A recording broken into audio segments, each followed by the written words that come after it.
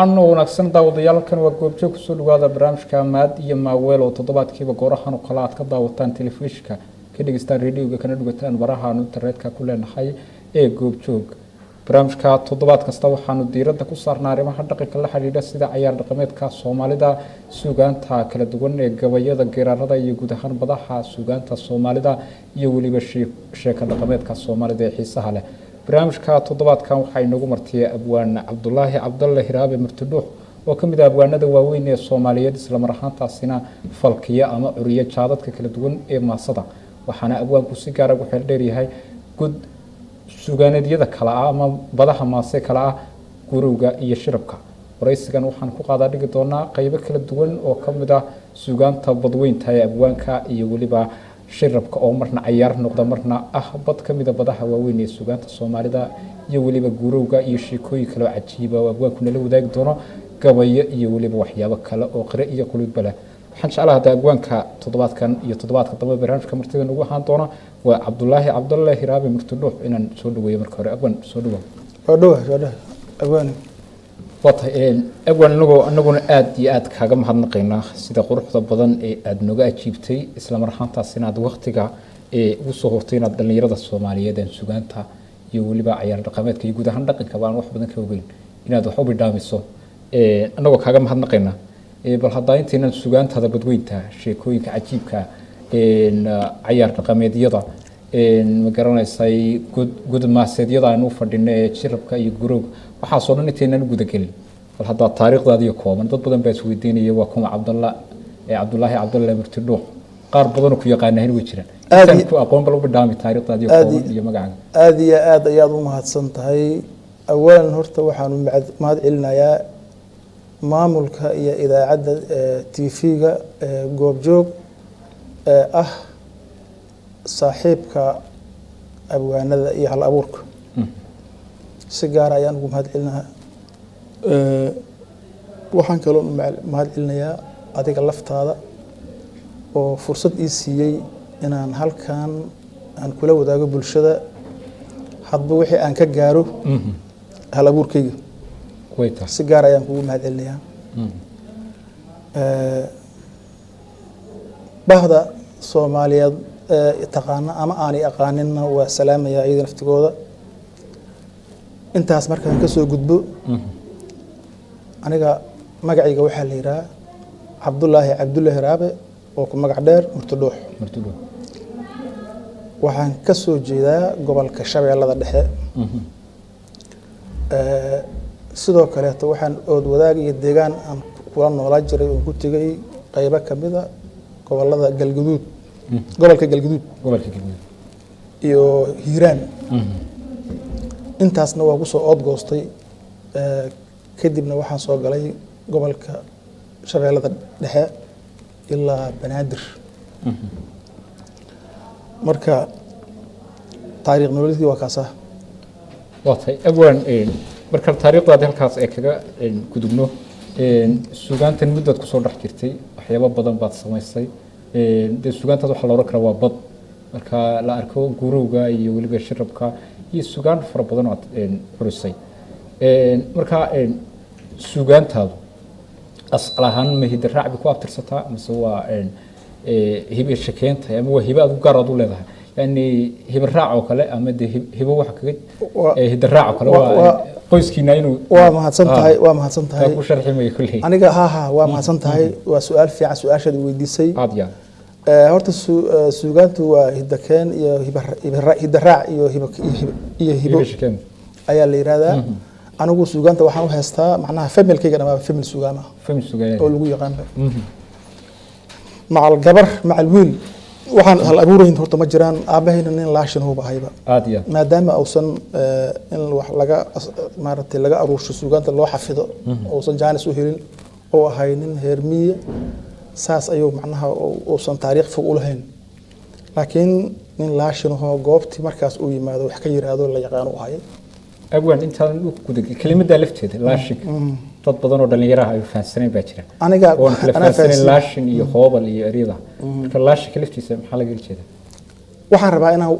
dhowr walxaatood inaan ka hadlo oo dadka maartay aan fahansanayn ama fahamka qaldan ka haysta inaan u kala u bidhaamiyo suugaantu markaad maqasho annaga horta gobolka Shabeellada Dhexe macnaha waxa la yiraahdaa afguri aajiro ilaa jida waxaan yiraahdaan afguri waxa la yiraahdaa jiro oo Shabeellada Dhexe u gaara galguduud u gaara hiiraan u gaara adiga kulli Soomaaliya oo dhan waxay leedahay qolob waxay leedahay afguri wax la yiraahdo iyo dhaqan aadiya inkastoo la isku dhow yahay oo dadka uuna kala fogeyn Soomaaliya isku dhowda ilaa afkaranaya laashin hadaad maqasho annaga waxaan u naqaanaa ninka golka fuulka abwaanka golka fuulka oo inda ka cabir adiga hadba sababtaan marxaladda uu taagan yahay ka tirinaya marxaladda meesha hadda uu taagan yahay ayuu ka tirinayaa waa inda ka cabir waay xaaladda uu qiimeynaa halkaas uu kula soo deganaa gabaygu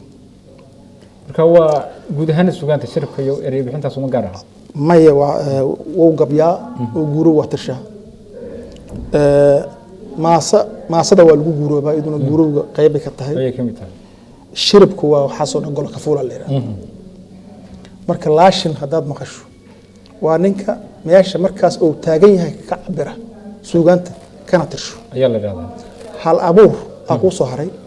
hal abuur waxa la yiraahdaa ninka erayada aruush oo asaguna markaas markuu erayada aruusho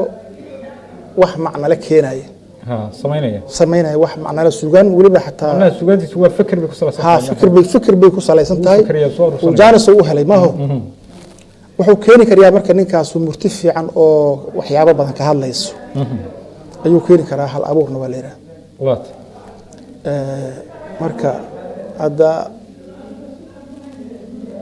abwaanku markuu golka fuul dad maqasho waa mucjiso nin oo maartay meeshaas uu taagan yahay waxay isaga soo deganayaan mucjiso waa aan dhikarnaa anaga laakiin laashina u naqaana waa awoodu dadka kala dheeri awoodu dheeradka waata abwan shirib laashin kaas way noo soo socdaan dhanka ciyaaraha waanu geli doonaa shiribka caweyska waxa kale oo rabaa macnaha inaan halkan uga faa'iideysto bulshadana oo kala cadeeyaan rabaa u kala cadeeyo dada macnaha waxay aaminsan yihiin gabayga iyo guurowga in farqi u dhaxeeyo ay kala duwan yihiin farqi uma dhaxeeyo waa isku waxa u dhaxeeya kaliya siiqo u dhaxaysa qaabka marka lagu dheeraysan ama lagu luqeyn siiqadaas u dhaxaysa marka waxaan rabaa dadka bulshada inaan u kala cadeeyo inay wuxuu isleeyihiin guurowga waxa lagu soo afjaraa shirb marka guurowga horiskiisaas marka wuxuu ku soo shirbaad ku soo afjaray marka waxaan rabaa farqiga u dhaxeeya bulshada inaan u biyaansho rabaa helay waya bahela kaba waaguheeda mase waa guula ku dhaliye ama waa nin guulaystayo farax la goohaaye ama waa gabaan ceyra ee gabax ka jooga ama waa gulaal fulayaho gebiya laaca ana garashadeedii haddaan gacan ku soo horyeeyo guubaaba hoosiyo haddaan geed walba u fuulo oon gogol xariir laya u dhigo goob la wada joogo gurmadkaya dadaalkaanu galay gacalka Soomaali gurmadkaya dadaalkaanu galay gacalka Soomaali gunta ugu dambaysa iyo ilaa guula laga gaaro oo gaasha reerkay qabay godobta kii geestay garta loo dhageystay heshiis leesu gacan qaado kama gaabi doono ana lay gardaadiyay asaga gargaar le rabbigay haygu garaab siya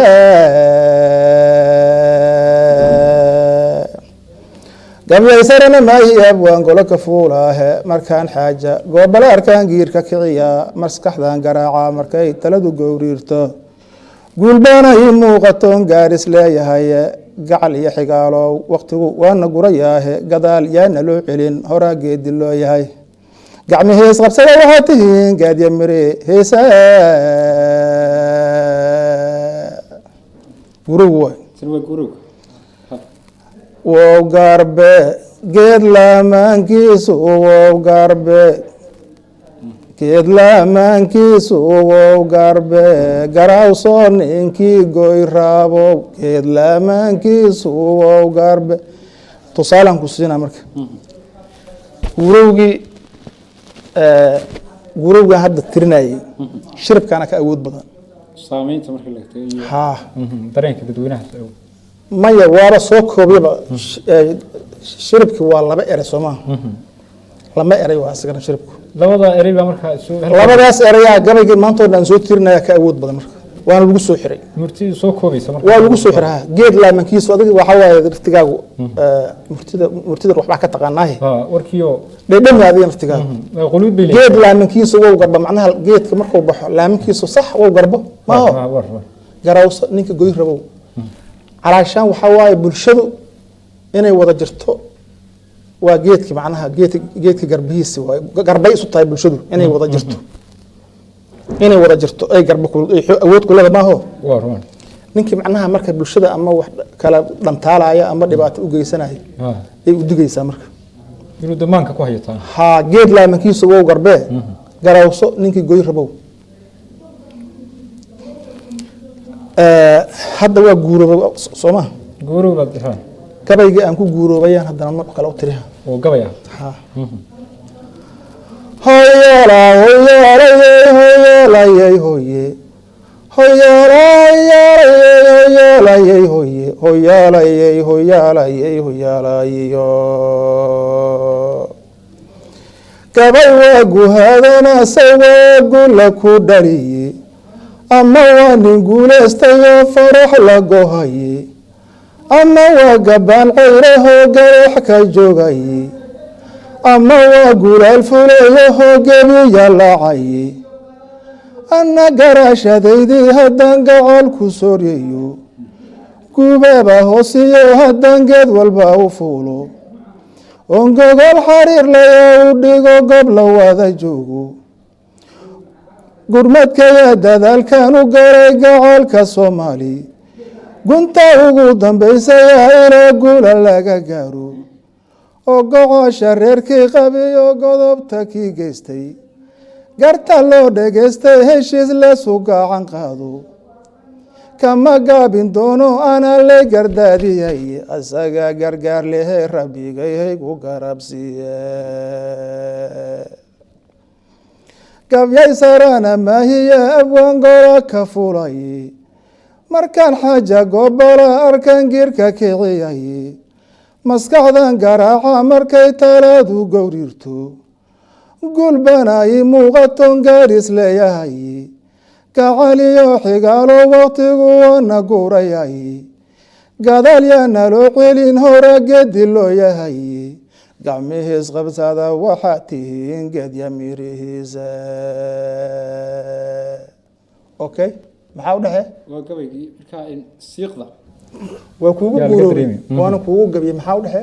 marka shacab dadka macnaha waxaan rabaa inay ogaadaan guurowga iyo gabaygu oo isleeyihiin isku mid laakiin qaab soola waxaa u dhexeeyo siiqada un bay kala duwan siiqadaas kala duwan iyo guurowga ku habboon in shirb lagu soo xiro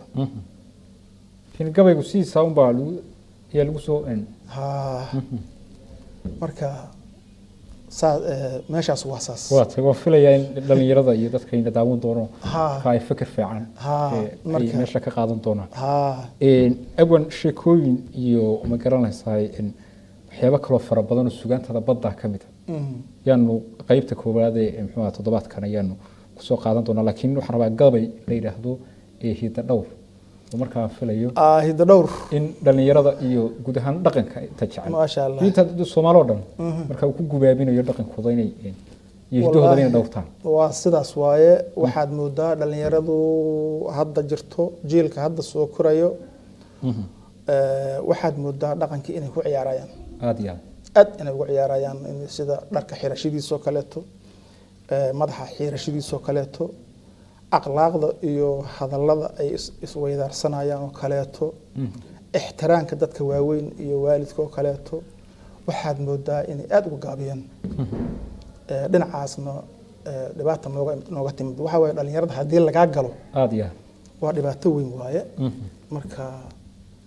gabagan hidda dhowraa la yiraa marka haddaan kuu mariyo wuxuu leeyahay horta waxaan si gaar ula hadlayay hadda ka hor aan ka soo jeedsay meel gole abgaan ay shir ku lahaayeen ayaad madashii baad ka jeedisay madashaan ka jeediyey marka golihii abwaanada ayaan kusoo halqabsaday marka waxaan yidhi marka abwaanada halkaan dhoobanow saad u dhalateen berdhidig iyo labood iyo intii dhaqan iyo suugaana dhalinyaro iyo waayeel anoon meel u kala dhaafin farxad bay dhammayso warkuba waa idhibayaaye marka hore salaan dhiiran oo qiiro lagu dheehayoo dhuuxa hoosay qalbiga dhabuga soo maaxday dhaqso iiga hooya oo dhammaan sacabka ii dhiiban marka xiga dhabtii waxaad tihiin udubdhexaadkii hidda dhowrayaal baad tihiin dhaaxa soo jira dhallaanka iyo waxaad ababisaan dhaliya waayeel maalintay dhanaan tahay dhulkana cadow u soo dhuunto dhaqso kuwa dareemaad tihiin oo ka dhiidhiya waxaan dhicin asii dhici rabaad sii dhudhumisiin sida dhebedka fiintoo kale dhiila tabisiin rabbi ha idin dhowree dhulkaad dhaxal u reebtaani ka dhabeeya dhaartaan marnaya dhicinta sooyaalka dhankii aan ka joognaa bulshada looga soo dhacay ha yeeshee dhaliil baa jirtoo loo dhutinayaay bulsho dhacantay baa nahay haddaan geesi noo dhalan dhan kastoon ka eegana waxaa dhumaya taariikh soomaalidu hadday dhaqan lahayd dhigana sooyaala dhalinyaro wanaagsan hadday sharafka dhowraysa hadda waa dhammaatay bulshadu dhabanahays waayo dhafoorada rag soo xiirtay oo dhaarsan baa yimid oo heesihii dhalan ragoo dhacaya suugaanta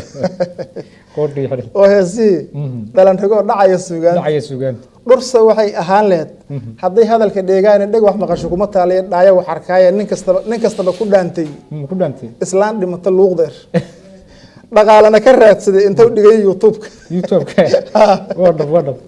dhaqaalana ka raadsaday inta u dhigay youtube-ka dhulka waxay ku jiideen murtidii dhumucda weyneed dhiig bay ka daateen sidii neef dhurwaay dilay ma dhammaystiraan erayadii dhiiranaan jiray sidii ruux dhagooloo kale kala dhimayaan dhidig iyo laboodkuna dhammaan wax isma dhaamaan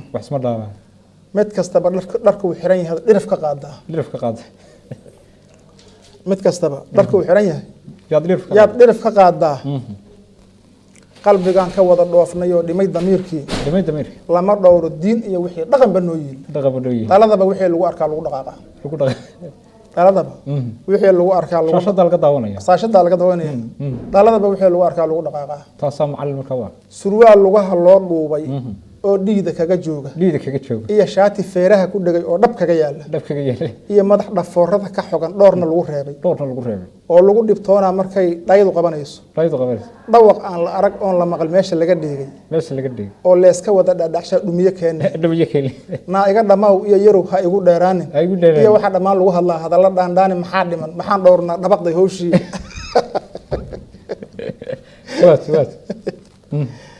dhanka kale haddii aanu dhigo dhuuxa hadalkayga gabdhihii laf dhabarku ahaa dhaqanka Soomaali gabdhihii la wada dhowran jiray dheeha quruxdooda oo dheeha geel iyo fardaha lagu dul dhoobayay ayaguna dhaqsay uga tageen dhaqamadoodii dharkana waxay ka qaataan midka dhabanku muuqda dharkana waxay ka qaataan midka dhabanku muuqda ayagoo dharkana waxay ka qaataan midka dhabanku muuqda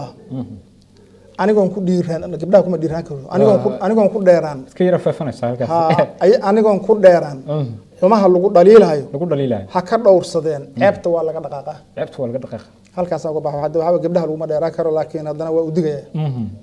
marka gabaygaas hidda dhowra la yiraahdo waa gabay qray quluud balo shakhsi dambe eriyo badan oo ku soo jiidanaya oo maanka ku sii haray marka aad gabayga dhigaysato ayuu leeyahay waa gabay markaan oran waa gabay miisaan culus abwan si guud dhaqanka berigii hore sidii loo tirin jiray sidii dhaqanku ahaan jiray sidii gabaygaan laftiisa aanu ka dheexanayna sidii loo labisan jiray sidii xataa waxyaabo badan oo laga sariigan jiray ama laga xishoon jiray wixii oo dhan maanta waa halkaas laga tagay suugaantii lafteeda dharkii baa laga dhigay dhaqankii oo dhan baa isbedelay marka sidaa u eegto suugaanta qudheeda habkii hore wax loo tiri jiray in waad joogtay waxbaad ka soo gaadhay tan maantana dee xaadir baad u tahay waad joogtaa marka inkastoo fursado badan ay jiraan maanta oo ninkii wax tiriya suuq badan helay suugaanta ma oran karnaa maanta wuu hormarta base waxaan dhihi karnaa dib u dhac yaa ku yimid markii la eego sida sarbeebtii iyo wixii dhaba laga sariigan jiray iyo afeeftii wixii dhaba laga tagay wax walba la soo qeexay suugaanta maanta heerka maxaan ku tilmaami karnaa ma horumar baa amse waa dib u dhac taas markaad wax iga weydiiso markaan ka cabiro aragtidayda anigu waxaan qabaa suugaanta waxaa laga sameeyey horumar hadda suugaan marka la yiraahdo waa wax guud waay mogto marka la yiraahdo gabayada marka la yiraahdo waxaa laga sameeyey horumar heesaha marka la yiraahdo dib u dhac baa ku yimid heesaha iyo dhibaato ku timid masiiba ku habsatan ba dhihi karaa anigu aduu qola boobtay sida gabay ka muuqanaysa ha marka la yiraahdo heesaha masiiba ku dalku soo u burburay ayaduna u burburtay ay la burbureen waxa kaliya ee aan burburin waa xigmadda qofka bini aadamka ilaahay ku beeray oo dadka kale uga sarreysiyay oo la yiraahdo xigmadda ama gabay way taagan tahay waliba waxaan dhihi karnaa gabayada hadda jiro gabaya asluubaysan ayay u badan yihiin gabayada hore waa la isku caajira waa la ogyahay qabiil la isku caajira shakhsi la isku caajira maanta nin abwaana oo qabiil ku caaya gabay ku caaya wuu yaryahay hadduu jiraba wuu yaryahay waxaa laga yaabaa dhankaas xoogaa inaan horumar aan ka samayno maadaama oo aan la isku ijaafeeyeen oo abwaanba la oran karin ninku hadduu dadkii macnaha awoodii ilaahay siiyay dadka uu ku caayayo ku dhibaatayhayo horumar dhankaas laga sameeyay waxa dhaliishu ay saaran tahay oo dadkuna ay wada arkayaan waa heesihii waxaan hadda arkaya xalay dhalinyaro badan oo qaarna wadamadan deriska ku nool yihiin qaarna magaalada ku nool yihiin waxay sameeyeen heesihii afrikaanta ayay muusiga ka soo qaateen heesihiina waa ka reebeen codku waa ka reebeen marka erayadii Soomaali ka dhigeen marka muusigi iyo laxankiina waa ama Kenyaan ama waa sheeg xawhay ama waa Ugandes ama waa Mozambique ama South Africa waa liftim la rokrabgan maadaama boobki liftis waxay maagayaan Soomaaliya boobki marka aniga Soomaalida iidaas boobi jirtay mugta hadda Afrikadii aan boobaynaa hadda Afrikaankii aan boobaynaa Afrikaankii aan muusiga waa la kala reebay codka laga jaraa muusiga la keenaa waxaa la saaraa because hees raab oo wax la doonto waa daba weynta saan waayo ka fiir xagga wax hadda dhageysato aad la laboonayso adiga la boqoqbanayso marka waa dhaci aad gabay ku tilmaantay lifti dhacmaan waa dhac dhaafay waayo qaab daran waay wax qaab daran waay marka waxaan la ilaahay taasana ka soo gaaro abwaanintan hadda waa u digayo waa u sheegay gabaygaas kula hadashay dhibaatadan inay jirto milgaha leh dhibaatada jirto marka abwaan qaybaha kale wareysiga ayaan u geli doonaa laakiin qaybtan koobaad ee toddobaadkan waxaan jeclahay in ku soo xirno dhaqanka si guud iyo waxyaabaha ku kooban yahay haddii jiraan waxba tiirar waa dhaqanka laftiisa ayaa dadku iska maqlaan oo dhalinyarada gaar ahaan magaalooyinka aanay concept ama aragti fiican ama fikir fiican ka haysan iyo yani hab dhaqankii miyiga qaabkii hasaawaha qaabkii ma garanaysay noloshii miyiga guud ahaan sidii ahaan jirtay dee berigi hore waxay ugu maqaalaa in wax dabadda nooga iman jireen aanan jirin oo haddii aqal Soomaali noloshoo dhanba ay dhirta iyo xoolaha sohdooda inay ka sameeyaan masaantooda iyo sheekooyinka laga qosla iyo qaybta kusoo kooban marka bal dhaqanka si guud iyo miyiga dhanka miyiga ma sha Allah horta anigu horta miyiga waxaan ku soo gaaray ilaa 20 sano ayaan ku soo gaaray 20 sano wixii ka dambeysana magaaladan soo galay oo 20 miyi jira waa dhameystiran yahay waa dhameystiran yahay macnaha waa aayadiida waa ka soo qaatay xagga ma fahanteen digriga inta soo doonto maahan jaamacad xagga uga baxso ma xaggaas aad macnaha ku soo dhameysay taqasuska xagga meesha soo aad marka magaaladii aan fahmay waa iska digay waana ku ilaa hadana ku dhaqanaa insha Allah marka labadaba waxaan ka heestaa marka labadaba xaggana waa maaragtay anina tigay guur baan ku galay oo xaggana maaragtay waxaan ka heestaa fikir fiican ka heestaa meeshaana hadda waxa waaye jaceylan ka jila isagana fiisa fikir fiican ka heestaa xijigaaga kala barnay magaalada ayaad joogtay qaadnay miyiga alxamdulillah nasiib wanaag marka haddaan ku hormarsho miyiga haddaan ku hormarsho miyiga horta dhalinyarada joogtay ragga iyo hablaha joogaahu qaab oo macnaha aniga hadda aan ila fiicnayn laakiin iska dhaqmahay yaa ka jiray adiga hadda xamara joogtaa waxaa laga yaabaa gacalisada aad shukaasato ama aad la haasawdo jacayl wadaag aad tihiin haddaad ku aragto nin kaleeto iyadoo la socoto xogaa waxa ku taabanayeen masayr waxay ka masayr maahan cirkaad mare hawadaad mare okay islana socod ma kartiin oo madax maraysaa maya waa madax maraysaa macnaha mana wada socod karaysi markaas halka baad xagga taawa ka duwanta marka xagga gabadha adigu aad isxijinayso way kula haysaa aad isleedahay yaad waxaad u imaanaysaa iyadoo 5 nin 4 nin oo ay gogasho ugu jirto oo haasaaba ka sugayaan qaarna ay la haasabayaan qaarna haasaabad ay ka sugayaan yaad u imaanaysaa adigu ayadu marka shantaan isay kala maareynaysaa adiga dhamaantood waa midba meelay geynaysaa way soo qancinay waa sheekaysanaysaa waxa u dagsan barnaamijka la yiraahdo gabar kumbay koodisaa koobayna kala tagtaa oraahdaas ka duulayaan oraahdaas bay ka duulayaan meeshii ka timid asalka meeshii ka timid yaa miiga ka timid adiga waa ku qanacsan tahay wax masayra iyo wax madax xanuun kuma jiraan kalta kaas baa ka galaysa waad ku qoraahaa wiilashaas badan iyo kuwa kale oo habeenada la soo dhaafay ayaguna u imaahayay iyo kuwa aadana u imaan doona habeenkan kale oo soo maqan aadana u imaan doona ayadu ninkay markaas rabto uu qarsan yahay cidna u sheegi sirtaas uu qarsan tahay laakiin waxay iska ilaalinaysaa iyadoo dhaqankeena ilaalinaysa hadana waxay iska ilaalinaysaa dhinac u janjeersato la yiraahdo hebla anigu ay dida hebelay la socotaay iska ilaalinaysa aadiya way ku qanacsan tahay caawa in dhafarto ay raggaas ay macnaha xushmayso nin walba ay maaragtay laba eray soo tiraa waa dhaqan ka jira meesha waxaa laga yaabaa gabadhi adigoo habeen dambe oo kaleeto rabo inaad la baxdo oo qalabkaaga waxaa kuu diyaarsan markaa isku diyaariyey masaafadii inaad 5 nin ugu timaado halkii u gaafay 5 nin waa macquul way qabataa anay qabataa waa dadka maqdaqata dadkaas meesha fadhiya dhinac ka gelaysa wareegaalantiin waa idinta lahaa wareegaaga iska suganaysaa wareegi markaa iska sugato gabadhii waa wada hasaabaysiin hal mar yaad ka dhex siibaysaa iyadoo halkii madaxa la iskula jiro ka dhex siibaysaa gabadha aawa male way maqantaa xaggana gabdhaha markii kalkaaga la gaaro sheekada iyo toos ula sii deynaysa xaggana gabdhaha waaba la iska dafaa mugtada waaba la iska dafaa gabadha aabba hooyo aabba iyo waxaasoo dhan loo sheegaya gabadhii oo maqan la arkaa dirintii ku jiiftaa la fiirinaa lacag iyo dhar iyo balaaya ku xoolaha meesha lagu laabo maxaa la meesha lagu laabo gogol ku laabo leeyahay gogol ku laabo ha gabadhii nikaaxi aadi marka waa la ogaanaya subaxdii markii la arko waa la ogaanaa gabadhii in nin raacdo waa la ogaanaa warsan salaam alayhi gabadha waxa waaye odayaasha hadii la weydiiyo odayaasha waa dib badan yihiin mugta intaas oo xoolo iska sheegana waxa dhiilka iska sheegana nagteedii buu sheeganaya balaayo iska sheegana ay gacantaad ku dhigay marka waxa waa iska wadanay culimada meesha gabadha lagala xaala ayaa imaanaysa markaa gabadha waa rosa marka kabacdi hadana maslaxad hooyo aabo macnaha loo maslaxay ilaa inta wala la carray wala maslaxada iyo xasal diib hadan waxa kaloo jiro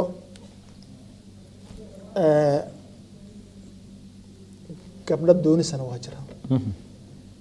doonis heerka loo imaana gabadhi waxaa la rabaa dhaqan kala jiro marka dhaqan kaloo waxaa jiro odayaashu ku dhagan yihiin oo ah wiilka inay ay la talshaan oo yiraahdeen wariyaa gabadha anigu aan ku diro gabadha anigu aan ku diro amba di Kenya amba ana ku saaminayo dhaqan jira way asagan marka hidaha iyo la dhowrayo hidaha iyo dhaqanka marka la dhowraayo gabadhaas wiilkaas loo rabo ragaaba safar u aadaaba odayaala ayaa baadi doonaya intii cidaaba loo martiyahay loo geed fariisanay cidaa loo weydii ma loo martiyahay baadi doona amalaas adoo sagatiga gabartaas oo wiilkiis u raba mugta gabadhii uu fiirina marka gabadha iyo waalidka say isku yihiin laga fudaydka iyo xagga asluubta waalidka sida uu naqayso xoolaha sida uu ilaalinayso sida hadalkeedu uu wanaagsan yahay adiga waxa soo dhamo ilxoolaadisa leeyahay waa ilxoolaadina waka gabadhaas uu ku maqan yahay reerkuna waxay moodaan inuu u soo martiyay marti ilaahay meeshaas ka marsay markuu ogaado martinimada waxba u dheer waxba u dheer markuu ogaado dadka deriskaana macnaha uu sheekadoor xuuraansado inay gabadhu gabar fiican tahay xoolaha fiican u xafidayso waalidkana ay u dhigan ugu shahay markuu ogaado gabartaan rabaa gabadhaan rabaa wixii markaa xaalan markaa xoolaha doonis waa doonis saasaa gabadhaas looga guursaday ciddaas xoola waxay sheegaan waa la siihaa laakiin doonistaas dhaqankaas waa jira weliba galgaduud uu badan yahay odaygii baa laga dambaynayaa taladiisa waxaa kaloo jiray hadda ka hor masale waxaa jirta oo odayaa wiilkiisa wuxuu yiri aabba gabar baan keensadan wataa